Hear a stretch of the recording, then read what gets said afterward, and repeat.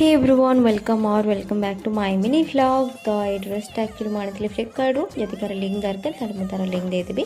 Then मुझे मोर skin care करुँची आज जमी डेली स्किन केयर रूटीन मोर अच्छी से करुँची। देन मोर जहाँ भी मुझे यूज करुँची सब जाक टैग करने जब पॉसिबल हम ताले मुझे करदेवी। देन यहाँ मुझे गोटे यूज कर मास्क गोटे लिप ग्लॉस मुझे बहुत दिन है यूज कर मो लिप को मैंने बहुत ही सुट कर जेहेतु मोर लिप ड्राए रोचे से मुझे यूज करुँची। तो मुझे रेडी। तो ये आपण मैंने भावुवे कि माटी मु कौन बनाऊँगी मु कौन ही करुँची माटी। तो यहाँ था पूर्व दिन वीडियो मु माटी एक्चुअली ठाकुर बनाऊँगी माने देवस्थान पूर्णमी किसी गोटे पूजा ही होची। तो मत एत बेसी तो जना ना। तो जेहेतु थी आज देवस्थान पूर्णमी तो से पिठा बनाऊला मम्मी पिठा हो सारापर से जो ठाकुर बनी से सब मम्मी पूजा कला। देन मु पलि आसली पोखरी को पोखरी पाखे भी जहाँ भी ठाकुर होता से सब को लेकिन आसली पूजा करके देन पानी रे भसा हो।